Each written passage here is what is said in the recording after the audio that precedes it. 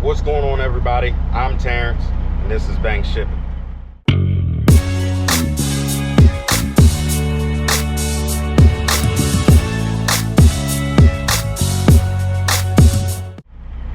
Good morning, good morning, good morning.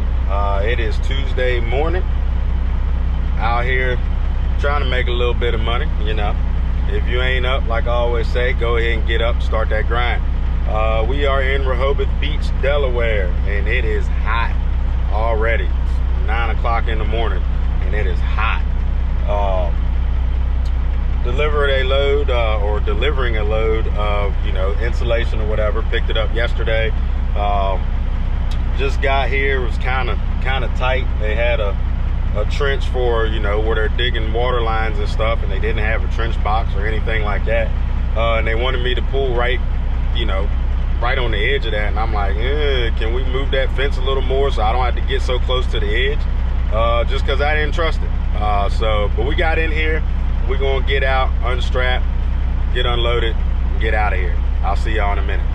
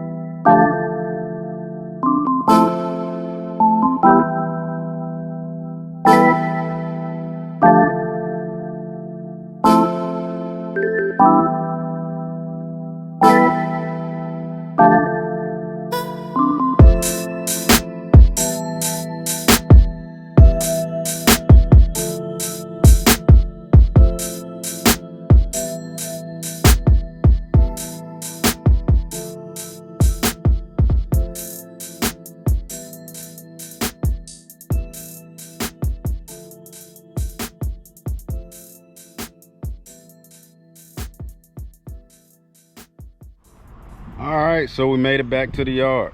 Made it back safely, even though we hit a bunch of rain, a crazy rainstorm, thunderstorm, lightning everywhere, accidents everywhere, trees falling down on the road, traffic like crazy, but we made it. So we dropped that load off in Rehoboth Beach, and then from Rehoboth Beach we ran up to Pennsylvania, just because it seems that, for me at least, there's nothing ever in Delaware to grab coming back this way. You know, so normally every time I drop in Delaware, or at least that side of Delaware, across the Bay Bridge, you know, on that side, the east coast of Delaware, well, I guess there's really only one coast of Delaware. I don't know, geography, whatever.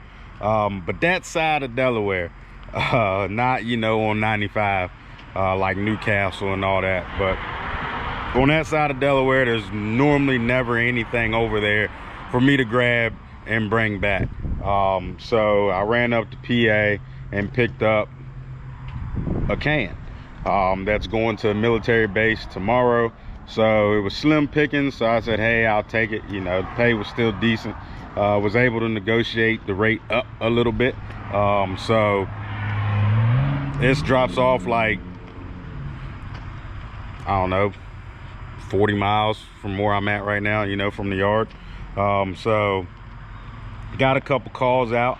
Going to try to turn 2 loads tomorrow if I can, and then come back and reload another customer load of insulation that goes back to Rehoboth Beach. It was 2 loads total that went over there, but I didn't want to do them back to back, just because I didn't want to have to deadhead back, because I knew if I did them back to back, I wouldn't find anything over there, and I would have to deadhead back here, and, you know, in order to get the load to run the very next day. So didn't want to do that, so that's why I spaced them out, and it actually worked out for the receiver a little better also. So everything worked out. So we'll drop this in the morning. Waiting on a couple calls, see if there's a couple loads out there, see if I can grab one of those couple, you know, one of those short loads, run that, and then come back and get a customer load of insulation. But that brings me to what I wanted to talk about. Well, before I talk about that, I got my nice new, I don't know if y'all can see them. Try to get under here. Got my nice new Peterbilt mud flaps on there. You know, the white Peterbilt, kind of like an old school thing. I mean, people run white mud flaps anymore, but it's fitting. White and red, go with the red trailer. Sorry, I get excited about little things like that. You know, making the truck and the trailer mine, you know, more personable.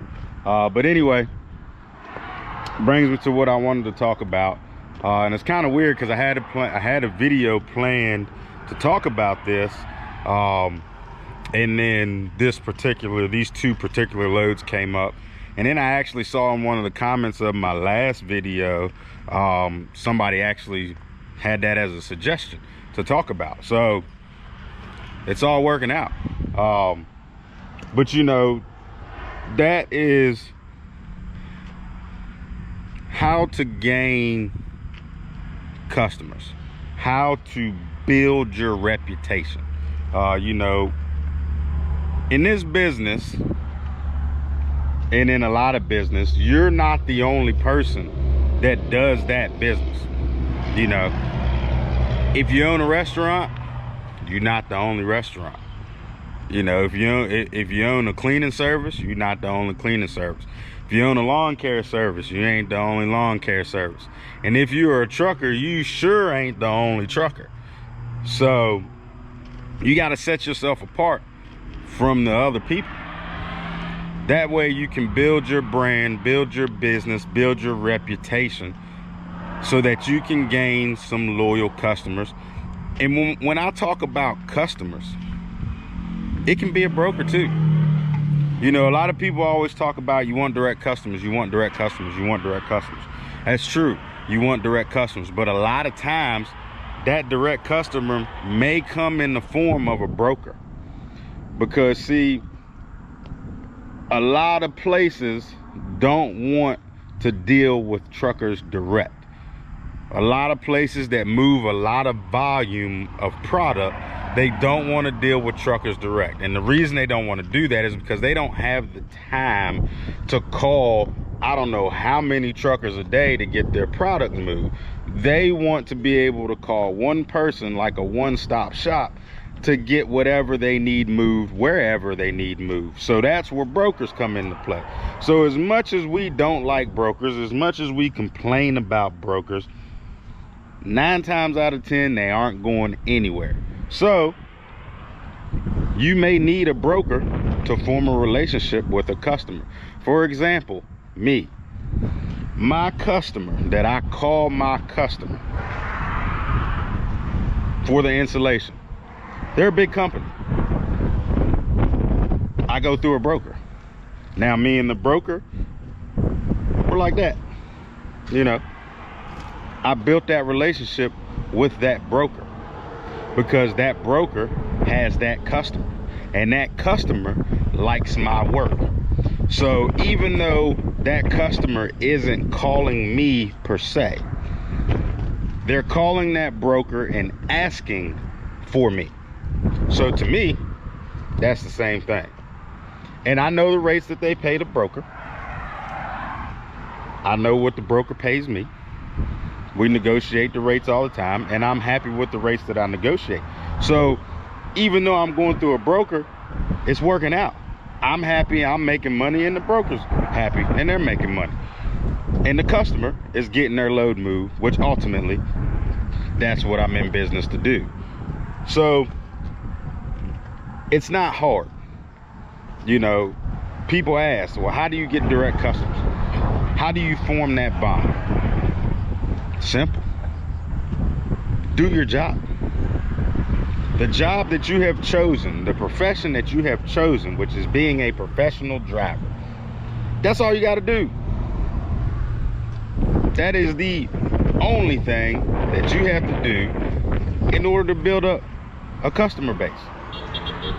You know, when you pull a load for somebody for the very first time, knock it out the park, especially if it's somebody in your area. Knock it out the park. Show up on time, show up early. Get your load, secure your load. Make it look like you know what you're doing.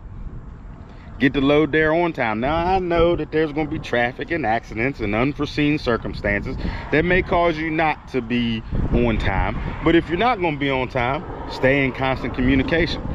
Customers love that, or shippers, receivers, brokers, they love constant communications. People get tired of check calls and things like that. Well, they didn't just come out of nowhere. Check calls came because nobody ever called, so nobody ever knew if the load was picked up or dropped off. So if you stay in constant communication with them, ain't no problem.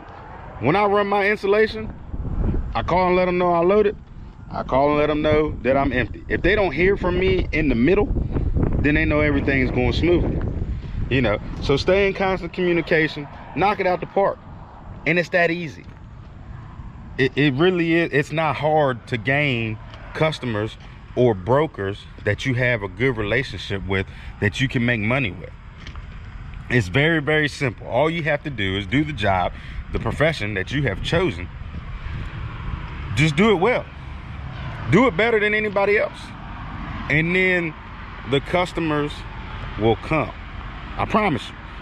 I don't promise a lot on this channel. I don't say do this a lot on this channel. I kind of just give advice. But this is advice, but this is also something that, to me, honestly, I think is fact. If you do the best that you can do at that job that you are doing for that shipper or that receiver, bet you they'll call you back. Bet you they call you back.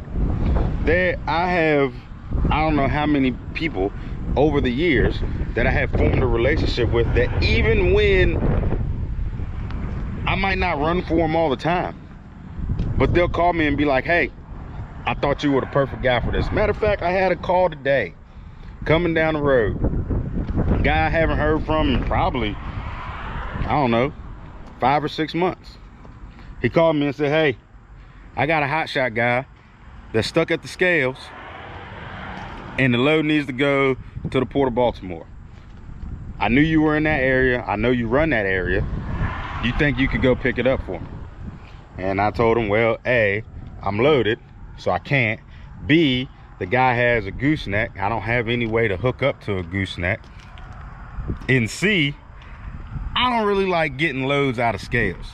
That's just I'm not gonna go to the scale house, drop my trailer, pick his trailer up, run it, and then come back and get my trailer. You know, I'm not scared that anything's gonna fail or anything like that. I just don't have the time to be messing around in the scale house. But neither here nor there. I ain't heard from the guy in 6 months, and he calls me because he thought of me, because he knows I'm in that area, and he thought that I'd be perfect to do the job. Exact words out of his mouth.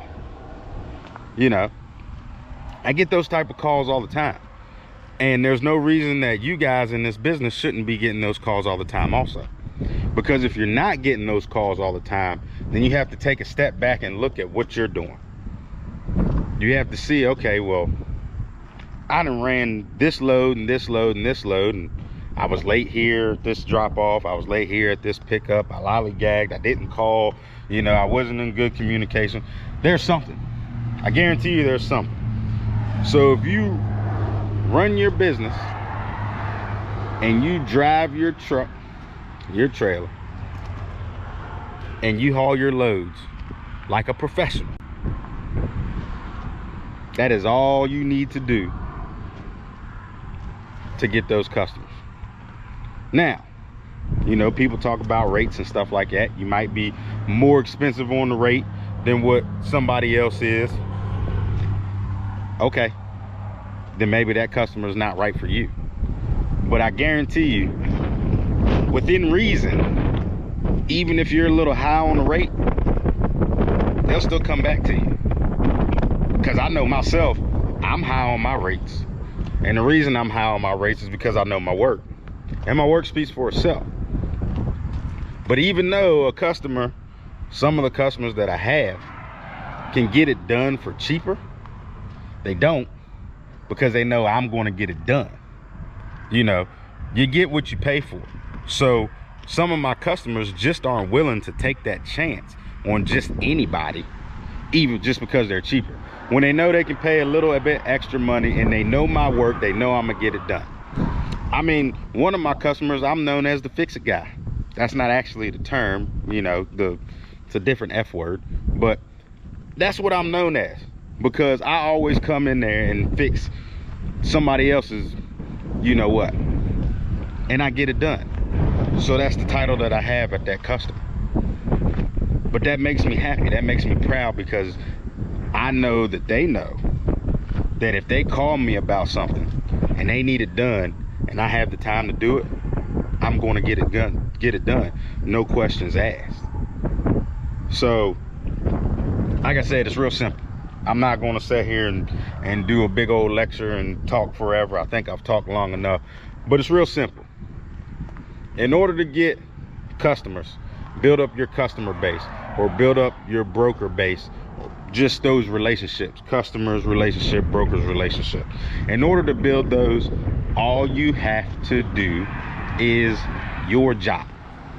Do your job the best that you can do it, and the relationships will come. I promise you that. Anyway, we're gonna get out of here, head to the house. As always, stay prayed up, grind hard, and stay humble.